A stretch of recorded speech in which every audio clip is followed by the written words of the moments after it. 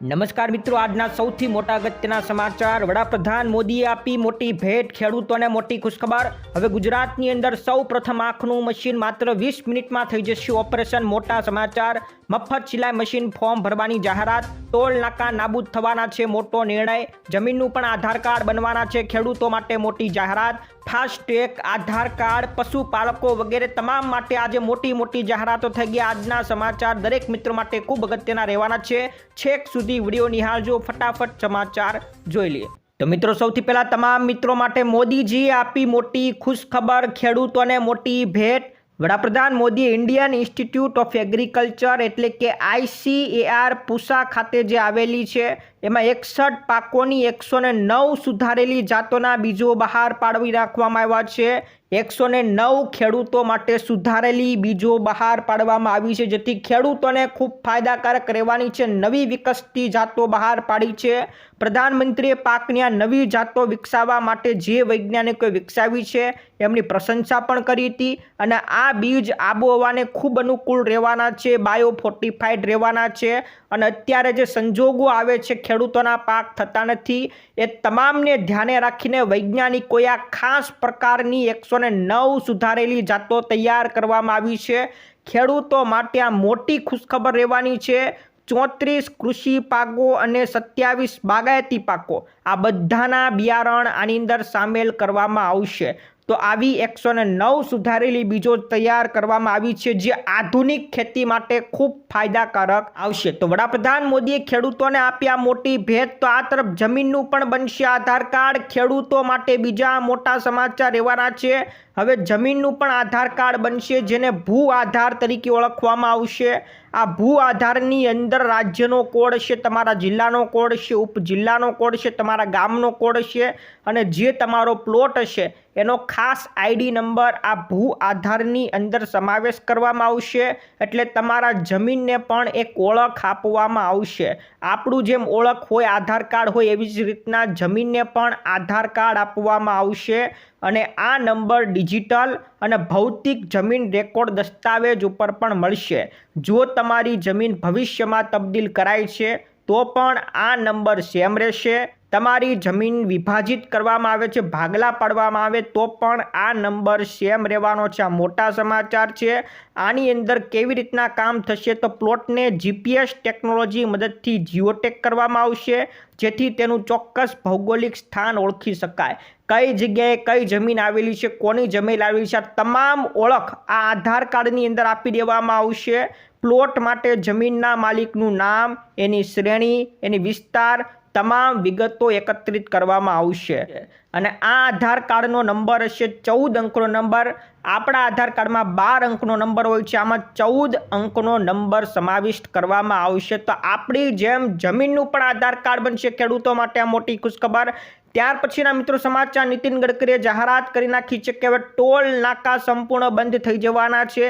કેન્દ્રીય માર્ગ પરિવહન મંત્રી નીતિન ગડકરીએ એક મોટો નિર્ણય લીધો છે કે હાલ ટોલ સિસ્ટમ નાબૂદ કરી નાખી છે. આ સાથે સેટેલાઇટ ટોલ કલેક્શન સિસ્ટમની જાહેરાત કરવામાં આવી છે, જે સેટેલાઇટ આધારિત કામ કરશે. એટલે ચાલુ ગાડીએ તમારા વાહનમાંથી પૈસા કાપી નાખવામાં આવશે. તમારે ક્યાંય ટોલ નાકે ઊભું રહેવાની જરૂર પડશે નહીં. શુક્રવારે 26 જુલાઈ કીધું હતું કે સરકાર ટોલ નાબૂદ કરીને રહેવાની છે અને સેટેલાઇટ આધારિત ટોલ કલેક્શન ટૂંક સમયમાં શરૂ કરવામાં આવશે.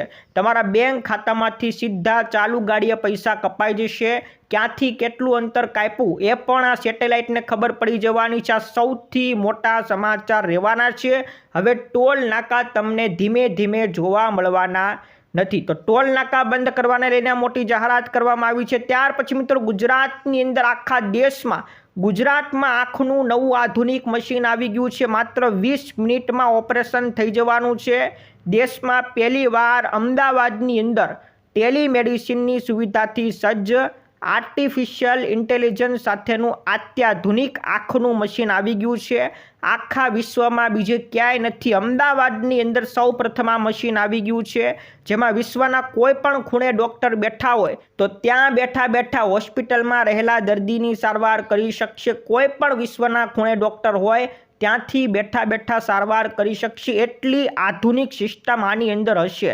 તો માઇક્રોક્લિયર અપોલો દ્વારા વિકસિત આ આધુનિક મશીન 165 ડિગ્રી સુધીના રેટેનાથી સજ્જ એન્જિયોગ્રાફી સાથે કીકી પોળી કર્યા વગર ઓપરેશન કરી નાખશે અને હવે 45 મિનિટના બદલે માત્ર 20 મિનિટમાં લેઝર સારવારથી આંખનું ઓપરેશન થઈ જવાનું છે. તો નવા પ્રકારના આંખના મશીન આવી ગયા અમદાવાદમાં, સૌ પ્રથમ મોટા સમાચાર.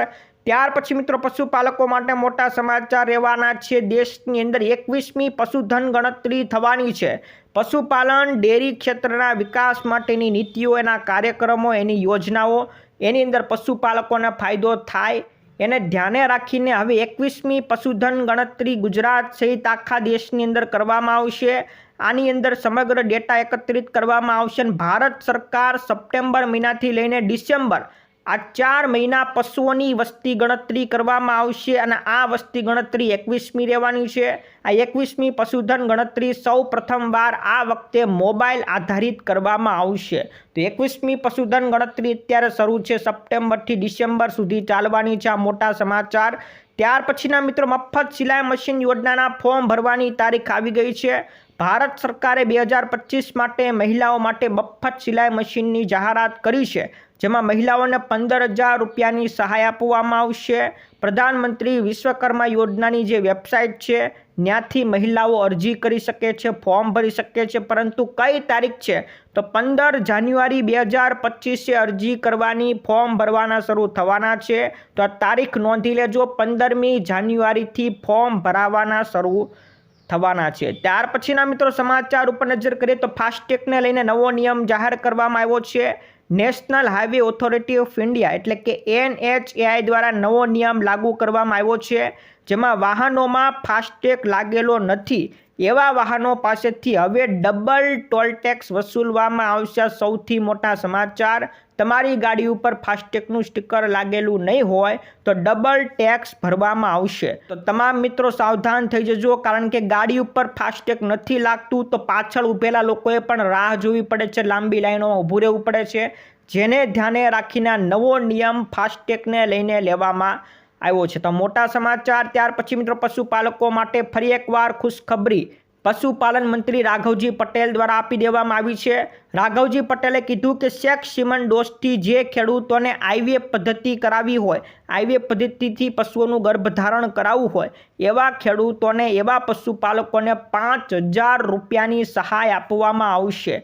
તો આઈવીએફ ટેકનોલોજીથી પશુનું ગર્ભધારણ કરાવવું હોય તો 5,000 રૂપિયાની સહાય પશુપાલકોને મળવાની છે. અત્યારે બનાસકાંઠા, સાબરકાંઠા, મહેસાણા અને આણંદ આટલા જિલ્લા ખેડૂતોને સૌ પ્રથમ સહાય આપવામાં આવશે. અત્યારે પ્રાયોગિક તબક્કો છે, પ્રથમ તબક્કો છે, જેમાં બનાસકાંઠા, સાબરકાંઠા, મહેસાણા અને આણંદ આટલા જિલ્લાના ખેડૂતોને અત્યારે સૌ પ્રથમ લાભ મળશે. તો મોટા સમાચાર રાઘવજી પટેલે આપ્યા. ત્યાર પછીના મિત્રો સમાચાર.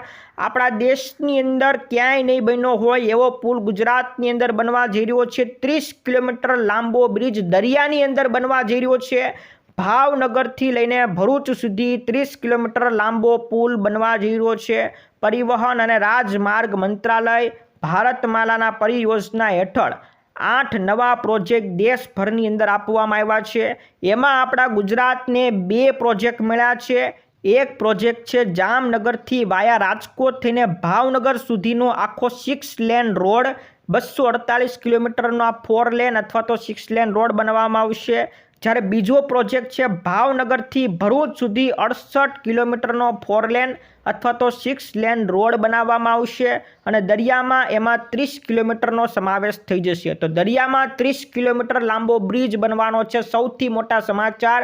ભાવનગરથી ભરૂચ જવાનું ખૂબ સસ્તું થઈ જવાનું છે. આમ ફરવા જવું પડશે નહીં. હવે માત્ર 1 કલાકની અંદર ભરૂચ પહોંચી જવાશે. તો સૌથી મોટા સમાચાર છે. 30 કિલોમીટર લાંબો બ્રિજ ગુજરાતમાં સૌ પ્રથમ આખા દેશમાં ક્યાંય નહીં હોય એવો બ્રિજ બનવાનો છે. મોટા સમાચાર. ત્યાર પછીના મિત્રો સમાચાર ઉપર નજર કરીએ તો હવે પોસ્ટ ઓફિસે આધાર કાર્ડને લઈને મોટી જાહેરાત કરી નાખવામાં આવી છે. હવે તમારે આધાર કાર્ડ બનાવવું હોય તો પોસ્ટ ઓફિસોની અંદર પણ બનાવી શકશો. ટપાલ મંડળ દ્વારા પોસ્ટ ઓફિસ દ્વારા જાહેરાત કરવામાં આવી છે કે આધાર કાર્ડમાં કોઈ પણ સુધારા કરવા હોય, નવું કઢાવવું હોય, એવા લોકો હવે આધાર કાર્ડ પોસ્ટ ઓફિસની અંદર પણ કઢાવી શકશે. હવે લોકો નજીકની પોસ્ટ ઓફિસમાં જઈને પોતાનું આધાર કાર્ડ અપડેટ કરાવી શકશે અને આ માટેનો જે પણ શુલ્ક છે, જે પણ ચાર્જ છે, એ આધાર સેન્ટરો ઉપર તમારી પાસેથી જે ચાર્જ લેવામાં આવતો હતો એટલો જ ચાર્જ પોસ્ટ ઓફિસે ખાતેથી પણ લેવામાં આવશે. તો હવે લાંબી લાઈનોમાં ઊભા રહેવાની ઝંઝટને કારણે પોસ્ટ ઓફિસની અંદર પણ આધાર કાર્ડ કાઢી આપવામાં આવશે. સૌથી મોટા સમાચાર. ત્યાર પછી મિત્રો વિધવા બહેનો માટે મોટી જાહેરાત થઈ ગઈ છે. હાલ વડાપ્રધાન અને ગુજરાતના તત્કાલ મુખ્યમંત્રી એવા નરેન્દ્ર મોદી દ્વારા ગંગા સ્વરૂપ આર્થિક સહાય યોજના શરૂ કરવામાં આવી છે. આ યોજનાનું નામ પહેલાં વિધવા સહાય યોજના હતું, પરંતુ પછી ફેરવીને ગંગા સ્વરૂપ આર્થિક સહાય યોજના કરી નાખવામાં આવી છે. 18 વર્ષથી વધુ વય ધરાવતી જે પણ વિધવા મહિલાઓ હોય એને દર મહિને 1250 રૂપિયાનું પેન્શન આપવામાં આવે છે. પરંતુ આની અંદર એક વસ્તુ છે કે દર વર્ષે મહિલાઓએ પુનઃલગ્ન તો નથી કરી નાખ્યા ને એવું પ્રમાણપત્ર દર વર્ષે આપવું પડે છે. પરંતુ હવે ભૂપેન્દ્ર સરકારે કહી દીધું છે કે જે મહિલા 50 વર્ષથી વધુ વયની હોય એવી વિધવા માતા બહેનોએ હવે આ પ્રમાણપત્ર આપવાનું નથી.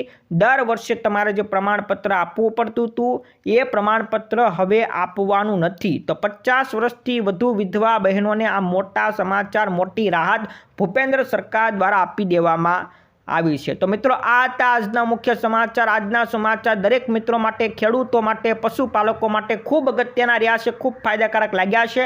તો મિત્રો વિડીયો ગમ્યો હોય વિડીયોને લાઇક કરી દેજો, તમારા મિત્રોને ફેસબુક ગ્રુપમાં, વોટ્સએપ ગ્રુપમાં અત્યારે મોકલી દેજો. આજ માટે વિદાય લઈએ છીએ. ફરી મળીશું આવતા વિડીયોમાં. જય જવાન, જય કિસાન.